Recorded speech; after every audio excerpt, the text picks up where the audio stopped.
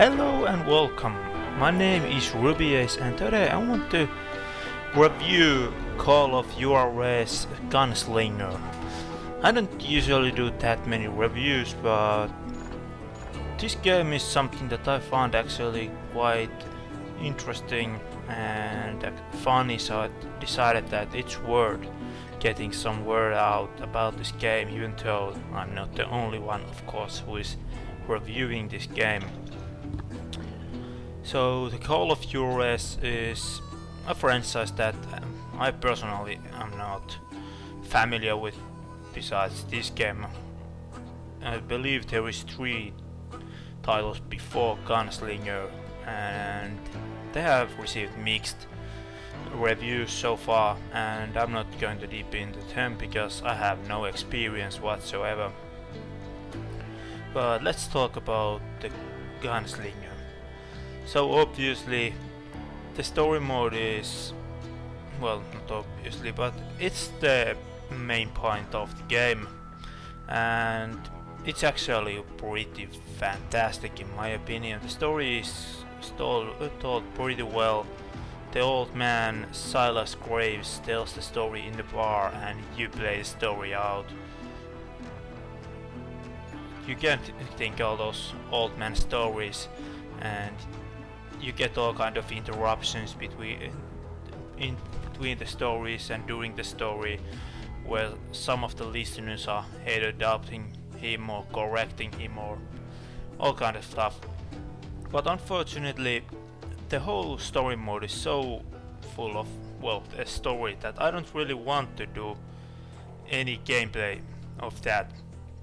Because in my opinion the whole story is something that you have to experience on your own. And because of that I won't be going into it, but I tell you that it's very strong point of the game. The whole story is very interesting and it's narrated almost completely for the whole game, so that's great. And the voice actors in my opinion are pretty good. And in the story, without spoiling too much, you will meet all the Western bad guys, Billy the Kid and whoever, Dalton brothers and all that good stuff. You know, every Western criminal that there was is pretty much in the game. Also there's well, at least some references to the Western spaghetti movies like the Cute Bat and the Ugly and the Fistful of Dollars and so on. So those are also nice to spot. And on top of that, well, I can go here. You get this collection items which are spread around the map, which you can pick from the ground. They are not, of course, something you have to get, but they give quite nice lore about, well, lore or history lessons, to be honest, about all kinds of stuff that is going in the that was going in the West in the 19th century.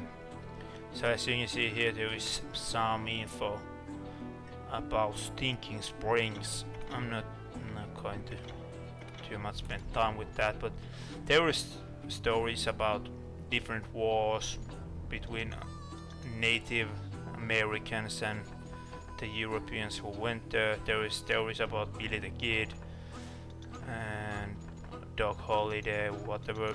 There is all kinds of stuff. It's pretty interesting, at least if you care about history at all. I found that pretty interesting, and you can go and collect them after you finish the main story if you don't feel like collecting them during the gameplay. I have played the story through once. It took me around 4 hours in hard difficulty. So it's not that long story, but you can make some changes. I'm not sure how they affect your ending of the game. You can be dishonored in duels, you can decide if you want to kill or spare someone's life and all that kind of stuff. And I have to play it again to know if that's actually makes huge difference in the game. So as you should expect there is duels in this game, because that's part of every Western movie and stuff. There's always these two cowboys staring at each other and preparing to shoot each other. Okay, something to show you this duel. I'm not that good in this. It requires mostly just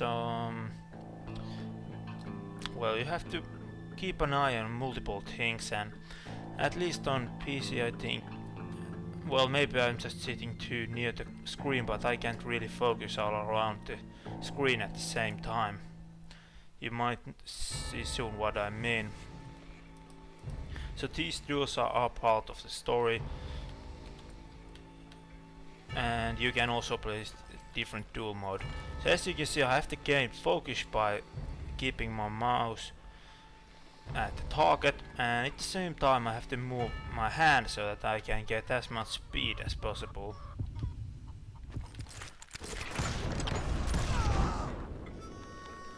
He was managed the shot before I did, but he was, well, he missed with the shot, so I want that duel. But of course you can always repeat those if you just fail. And this is the duel mode, 1 out of 15 stages.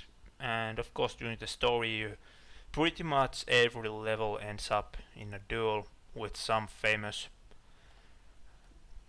guy from Western history. Okay, I think I'll go forward. One thing that I've noticed, that increasing your mouse sensitive during duels is very important. And if you happen to have a mouse which allows you change the speed of it on fly, it's very useful in my opinion. At least I found it, because this moving mouse is going all places. And now I managed to lose the duel. In story you get to try as many times as you want. Here you have 5 lives, and then you can, if you lose the 5 lives, of course that's it. There is a leader scoreboard, so you can try scores, but I'm not going to spend more time with the duels. You see the basics of it. According to hints you can even shoot chickens and stuff. Meanwhile the duel, if you're feeling really cocky, I think you get some points from that, so that you can shoot the chicken and then finish off the opponent if you are fast enough, but I have to say that I'm not that good. Okay, so let's get into the actual gameplay. A little bit tried this arcade mode. This is pretty much representative of on the normal gameplay that you have. Of course there was some boss fights and they require mostly just more bullets or shooting down dynamites or something like that.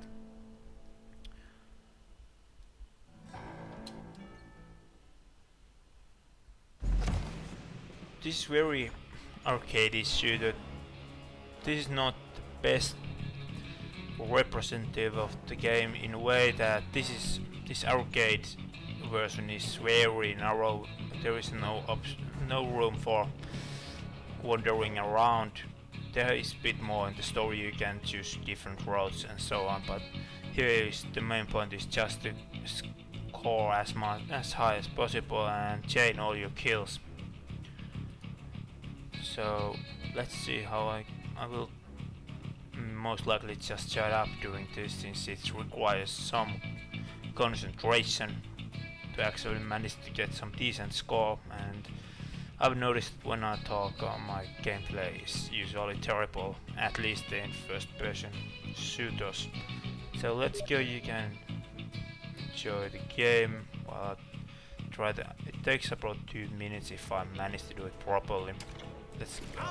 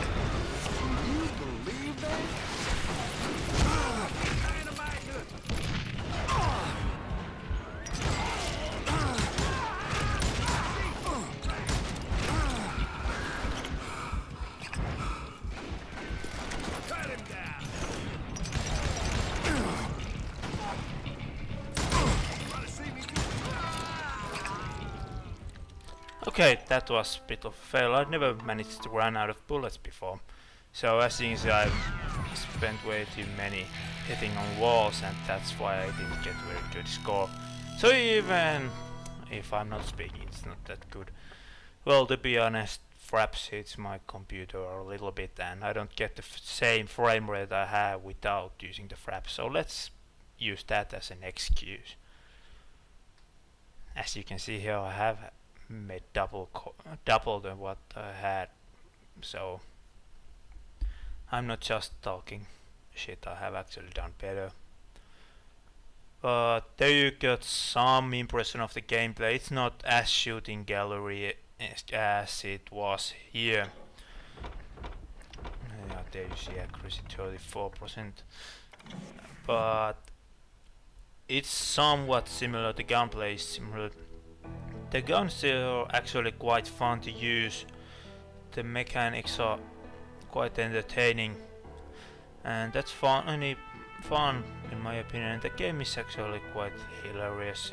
It has quite good jokes, but what I would want from the gunplay is that it should have some recoil.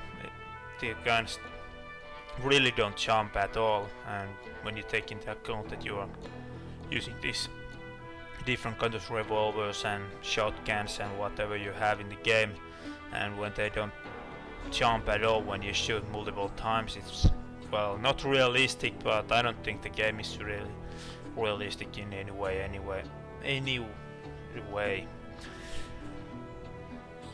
And in the story mode, the enemies don't appear in the same kind of shooting gallery way out of the corners, at least not in the same extent. They might corner you or come from all distance or around you, and that way may flank you from every side and get you killed.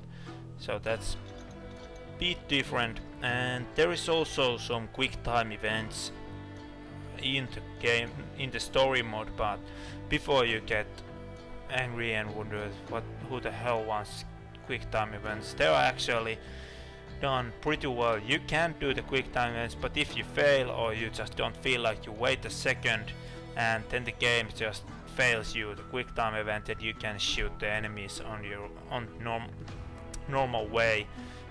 All the quick time events are shooting. It's just actually faster, and I think it gives more points if you do the quick time event, but it's not mandatory, and that's quite nice.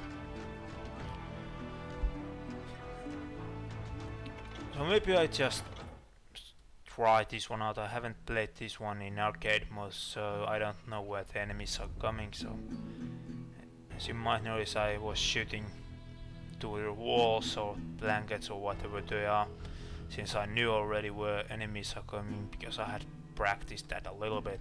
But this one is something I haven't. I don't going to try any records now. I'm just playing it while talking, just to get some idea how to do it. I think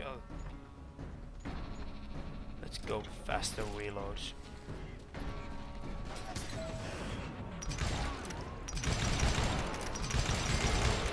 As you can see, I can use this slow motion mode, which also highlights the enemies, which is really useful because in some levels the enemies are actually very hard to spot, and you just don't have any idea where the enemy actually is without using that. But you can use it always, even though you have the bar in the top left corner. But you can, if you don't have any charge left, you can just quickly tap it like that, and it just quickly shows you where you are, where enemies are, so you can actually spot them easier.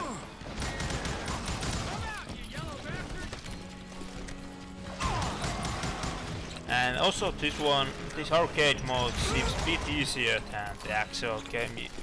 I haven't been able to run through it like this before, but this is more about score attacking, to be honest, instead of just trying to survive and actually do stuff. There is of course online leaderboard. I'm quite sure I walked through that door earlier, or whatever. I can't leave the house anymore for some reason.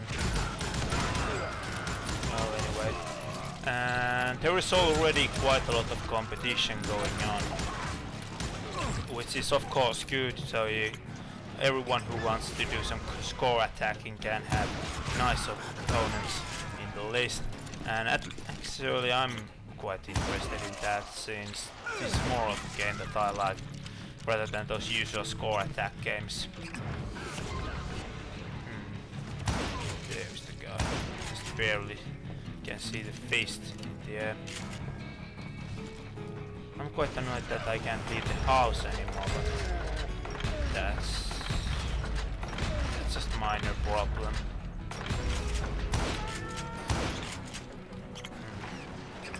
What's blocking my way out? There's a table behind me.